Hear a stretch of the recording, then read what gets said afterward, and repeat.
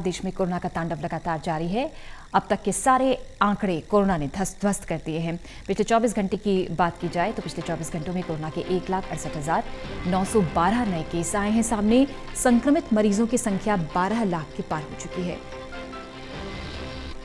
Corona से पिछले 24 घंटे में 904 मरीजों की जान गई है। कोरोना से अब तक 1,70,189 लोगों की जान गई है। तरुण कालरा हमारे सहयोगी हमारे साथ। तरुण, कल भी जब हमने बात की थी, जिक्र किया था कि कोरोना संक्रमण बढ़ रहा है, आंकड़े बढ़ रहे हैं लगातार। इसी के साथ हम जब मौतों के आंकड़ों को भी देखते हैं तो वो भी इसी अनुपात में बढ़ रहे हैं। पूरा कोरोना अपडेट बताएं, सरकार की व्यवस्थाएं, तैयारियां और लोगों की जागरूकता कोरोना को लेकर। देखिए, जागरूकता अगर हम बात ना ही करें तो ज्यादा बेहतर होगा, क्योंकि अभी भी जो रिकॉर्ड स्तर पर जो मामले आ रहे हैं उसमें प्रशासन की लापरवाही से ज्यादा लोगों में जागरूकता का कम होना या फिर नियमों की अवहेलना करना सबसे बड़ा कारण सामने आ रहा है। मास्क नहीं पहनना, सोशल डिस्टेंसिंग का पालन नहीं करना और सेल्फ हाइजीन। अगर हमारा स्वास्थ्य अच्छा रहेगा तभी हम कोरोना से लड़ सकते हैं और यही एकमात्र अभी तक उपाय है। वैक्सीन की 100% एफिकेसी नहीं है, हालांकि वो आपको अति गंभीर होने की स्थिति में रोक सकता है, आपकी मृत्यु नहीं होगी। लेकिन अगर आप लीनियंट हो जाएंगे और नियम कानूनों का पालन नहीं करेंगे तो कोरोना आपको होगा ही होगा, ये कम से कम आप तय मानिए। जहां तक सरकारी प्रयासों की बात है, 12 बजे आज दिल्ली के मुख्यमंत्री अरविंद केजरीवाल ने बैठक बुलाई है। दिल्ली के अंदर नाइट कर्फ्यू ऑलरेडी चल रहा है, पब्लिक ट्रांसपोर्ट को 50% कर दिया गया है और सिविल डिफेंस वॉलंटियर्स की संख्या और ज्यादा बढ़ा दी गई है। कोविड डेडिकेटेड हॉस्पिटल्स डिक्लेयर कर दिए गए हैं। हालांकि जो दिल्ली का सबसे बड़ा अस्पताल है एलएनजेपी, वहां पर एक ही फ्लोर अभी कोविड डेडिकेटेड डिक्लेयर हुआ है। लेकिन अगर इसी तरह से स्थिति बिगड़ती रही और केंद्र सरकार ने अगर राज्यों को स्वतंत्रता नहीं दी तो ये एक राजनीति की भेंट भी मुद्दा चढ़ता हुआ दिखाई दे रहा है। चूंकि अभी अभी राहुल गांधी ने भी ट्वीट किया है और वैक्सीन फॉर ऑल की फिर से उन्होंने वकालत की है और कहा है कि सभी देशवासियों का हक है कि वो वैक्सीन को हासिल करें। तो केंद्र सरकार पर लगातार दबाव बनता जा रहा है। एक तरफ केंद्र सरकार टीका उत्सव भी मना रही है, जिसका आज दूसरा दिन है। रिकॉर्ड स्तर पर देश के अंदर वैक्सीन लोगों को दी जा रही है। लेकिन जनसंख्या के अनुपात में अगर देखें तो भारत की अभी तक जो दोनों डोज प्राप्त कर चुके लोग हैं उनकी संख्या 1% के आसपास ही है, बल्कि 1% से नीचे ही होगी। तो ऐसे में कांग्रेस पार्टी भी सवाल उठा रही है कि अगर इसी रफ्तार से कोरोना की वैक्सीन चलती रही तो अगले 25 सालों तक हम पूरी जनसंख्या को वैक्सीनेट नहीं कर पाएंगे। और अगर 25 साल लग गए और एक व्यक्ति की अगर हर्ड इम्यूनिटी इंजेक्शन लेने के बाद 8 महीने है, तो आप देखिए कि 8 महीने के बाद फिर से वो वैक्सीनेशन की कतार में लग जाएगा। तो ऐसे में तो ये अंतहीन श्रृंखला बनती जाएगी। लिहाजा जो तर्कसंगत मांग राज्य सरकारें उठा रही हैं उस पर भी केंद्र सरकार लगातार बैकफुट पर बनी हुई है। सख्ती जरूर की जाएगी, ये मानकर चल लिया जाए, लेकिन लॉकडाउन नहीं लगेगा ये भी मानकर चला जाए।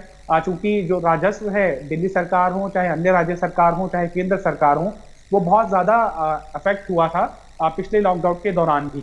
लिहाजा सरकारें लॉकडाउन नहीं करेगी लेकिन डंडा अपना जरूर सख्त करने जा रही हैं। जो आंकड़े हैं, टेस्टिंग के लिहाज से आंकड़ों को समझाएं जरा। देखिए, राज्य स्तर पर टेस्टिंग अलग अलग हो सकती है।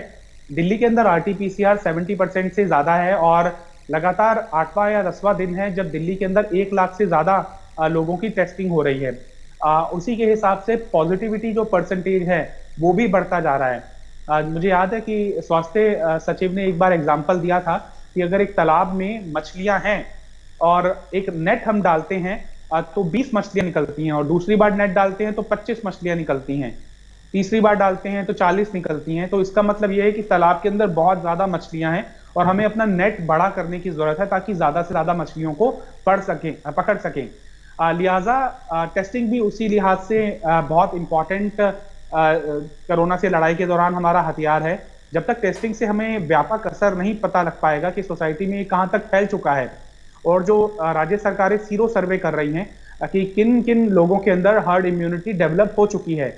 दिल्ली के अंदर ये आंकड़ा 56% था, जब 5वें दौर का सीरो सर्वे किया गया था, 6ठे दौर का सीरो सर्वे बीते रोज से शुरू हो चुका है और ये 2-3 दिनों तक चलेगा और हफ्ते के अंत तक पता लग पाएगा कि कितने परसेंटेज डेलियाइट्स हार्ड इम्यूनिटी डेवलप कर चुके हैं, यानी कि ऐसे लोग जो कोरोना को मात दे चुके हैं स्वतः ही।